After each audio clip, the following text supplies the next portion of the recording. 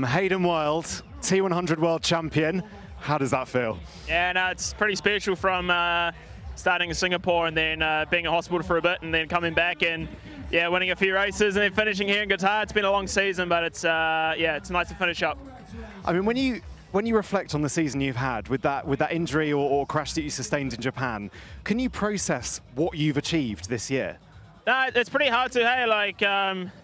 Yeah, you kind of forget sometimes of the process you went through when when you come back and have some good success, and you're just going to kind of think about that. And I just came into this race with just an open eyes, and I was like, hey, I made it back to racing, fit and healthy, and I think that's more of a title I'll take to the grave than also obviously the T100 series. But really happy of just how everything's gone this year. Do you feel pressure? I'm standing here, you look the most calm, measured man in Qatar. Did you feel any pressure coming into today? It's hard to know because like you just prepare yourself so much, and I love the pressure and I love being hunted, and just kind of had to come in and with a smile on my face. And obviously pressure is good pressure, of course, but I also love having it as well, and it really fires me up, and to be the guy having a target on his back and having the ability to control the race as well. So it's a pretty it's a nice place to be for sure. Take us through then bit by bit. I want to start with the swim. It seems like your swim is getting back to a place that perhaps it was before your accident. Is that fair? Yeah, it was a good swim. We were more or less close to the group, and I was really happy with that. 30 seconds coming on to T2, and I don't have a swim skin, so I have to worry about that, which is nice. So yeah, it only took me a good few K to get to the bike, but I know Rico was behind me, which was a good thing because we know he was going to come through, and Martise was going to be strong as well. And yeah, we just kind of went off the front, and wow, that bike was hard. Like it was just on and off, and got onto the run with obviously a nice gap with the key runners of the competition, and I looked back and looked like Rico was having a good day out there on the run. I was like, I got to keep my wits on about me, and obviously Morgan was having a stormer in the first 15K and was able to hold on. So Hayden, look. Last year, Marten Van Riel won. He sat on the finish line. He said, "Hayden Wilde, come join me on the T100. I want to battle you." So I throw this one over to you. Who in the world of triathlon do you want to see on the T100? I just want to see some more short course guys, athletes, come and toss it up with us. The likes of Matty Hauser and Alex. If those guys want to come over and have a bit of fun. I love this sort of racing, and it really shows how good you can be individually on the bike and the run. And there's a few other short course guys that have been dabbling a little bit as well, like Miguel and Vasco. It would be nice to have those guys, So just keep people coming along and making this more a competition, and keep the competition up and just keep raising the bar. You've basically named the top 10 in the World Series rankings, whereas Martin just went for you last year. So well, look, we really hope we do get those battles. Quick one, what are you going to be up to over the next few months? Everyone, I was talking to the boys and they keep laughing, but I'm going to Banana Island for a holiday. What's Banana Island? It's just off the coast of Doha. Okay. Go there for a few days and then go back to New Zealand for until March, and go to Abu Dhabi for the first World Series, and then go to Singapore and carry on as usual. Yeah, amazing stuff. Hayden, our T100 world champion. Give him a round of applause, everyone. Incredible effort.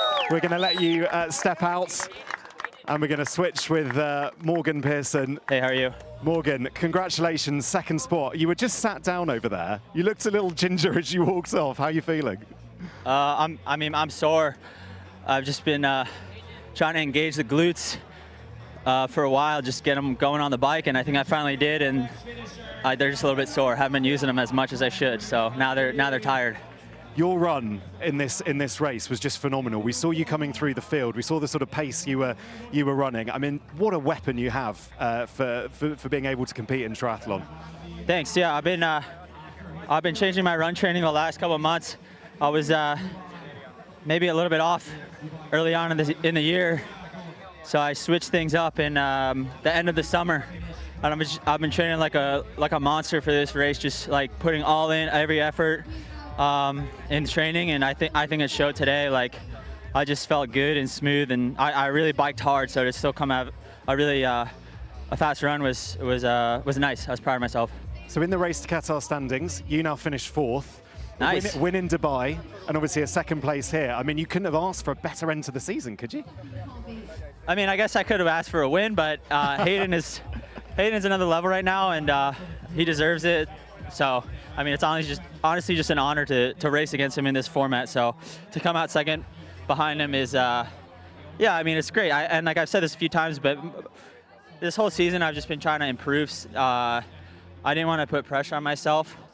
Like, I did the Olympics last year, and it's just like that's such a high pressure situation, and I just really wanted to find my love for just sport and the triathlon and find the enjoyment again. And I think I did the past couple of months, and it's showing. Like you're just having fun, and then you're finishing on the podium. Yeah, you certainly are. We're having fun watching you, Morgan. Thanks. An incredible effort. Second place here in Dubai, fourth in the race to Qatar standings. Congratulations on an incredible season. We're going to switch you out now for Marten Van Riel. Yeah. The recovery will begin for Morgan. And Marten, congratulations, third spot. You made us sweat right at the end there because it was that amazing battle, wasn't it, between yourself, Matisse, Mika Noodt was in there as well. Tell us from your perspective, how was the end of that race for you? Yeah, actually on the bike, I was really struggling already. The boys, the biker boys were pushing really fast on the flat parts, and I was struggling really hard. And coming onto the run, I really didn't have any legs anymore. So I was happy to just follow the guys at the start, and then every time someone kind of broke away on the run, but then we caught them again. So yeah, I was really happy to finish on the podium in the end. How deep did you have to dig? I mean, after the season, you know, it's been a roller coaster for you. You come in and you've had amazing performances. You know your champion pedigree. How deep do you have to dig every time you get something else thrown at you? Yeah, honestly, it's been a frustrating season. You know, like I won the world title last year, and you set the bar really high for yourself, and maybe I was sometimes like too unforgiving for myself because I was just not going well, and I was very strict with myself, and I'm never happy. But yeah, to finish the season, obviously in the rankings, I think I will probably be around 5th, which is obviously a bit disappointing, but I'm really happy to finish the season off with a podium, and hopefully that can be a step up to a better 2026. And man, it's still 6 figures to take you into a holiday break. I mean, you're still making good money. Could be worse, right? Yeah, that's it. I won't have to eat just bread and Nutella this winter.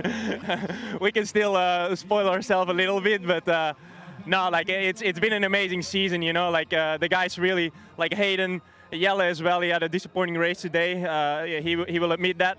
But these boys have really put the mark like high this year, and it's aspiring, and I hope I can make that step again next year and also make it difficult for them.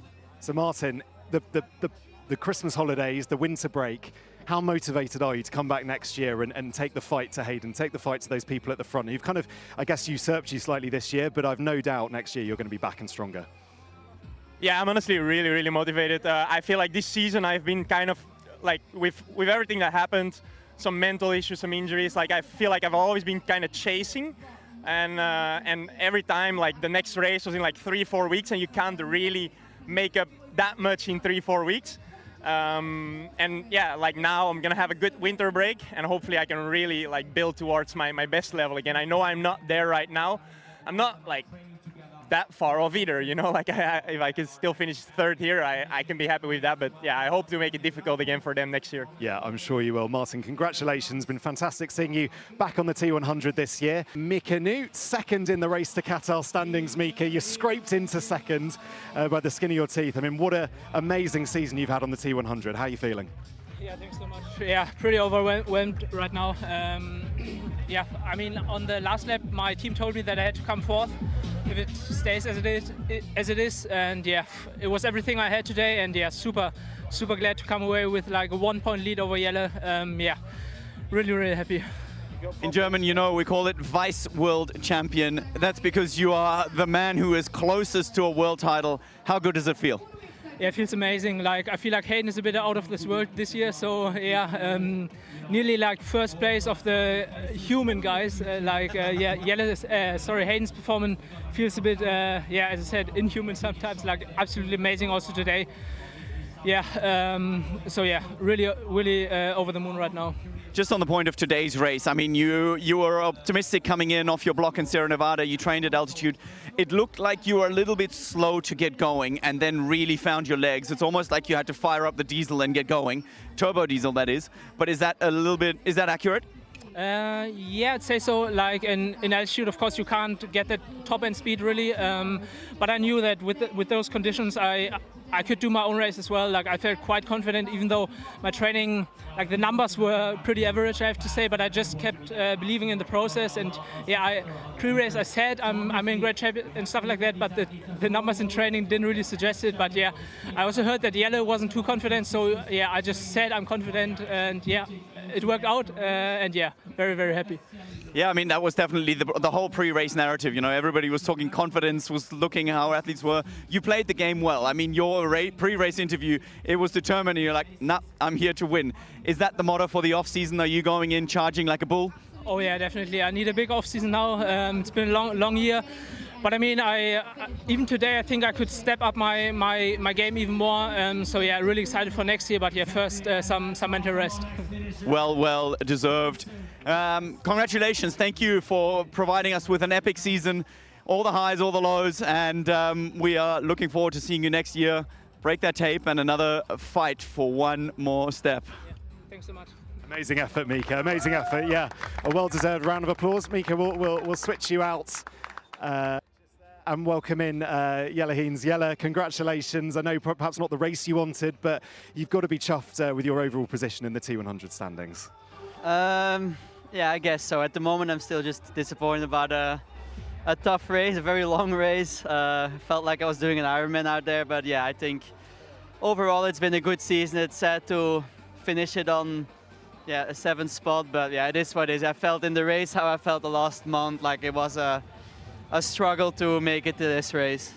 You mentioned it being an extremely long season. We're obviously not used to racing until December. It's the first time really I think you've had to push at that level that consistently over a whole year. What are your takeaways and what would you change for next year? Well, I don't know if I can change that much, to be honest. I did a 70.3 in Geelong as first race of the year. Maybe I should have skipped that and tried to train a little bit longer and wait a little bit more before racing. But yeah, actually last year I had World Champs in Taupo 70.3 in December, and then yeah, not much time with having to race beginning of April, and then I did Geelong in end of March. There was not much off season, so yeah, it's been a long season. Yeah, I think for me going home after Marbella to Australia, it did kill me a bit probably with that jet lag, but yeah, I think for me and for the family it was needed after like 3.5 months in Europe. Yeah, maybe we can plan it a bit better next time. Do you think maybe what you needed then is the strength from the family is what's going to get you now? Strength from the family, coming home and just realizing it is triathlon, it is epic, but it's also only triathlon. Yeah, for sure. I'm looking forward to be home and to actually spend proper time with them and to enjoy it with them home. Like, I was home now for 2 weeks before I traveled to Middle East, and in that 2 weeks it's still not that easy because you're still focusing on this race, and I was struggling quite a bit with like jet lag and training and stuff, so you're like too much in your own world and still in the triathlon world and maybe not enjoying life with the family as much as you should. So I'm really looking forward to just spending time with them, having the phone on Do Not Disturb till January and just be off the grid. Enjoy the time zone change. Yeah, look, you've taken the fight this year. You've been up there with Hayden. We know you said you want to beat Hayden, so come on, how are you going to beat Hayden? Well, to be honest, I don't think I was up there much. He was just too strong, and I want to congratulate him on an incredible season, and he proved it by far the strongest this year, and we'll see next year. I hope to be a bit closer.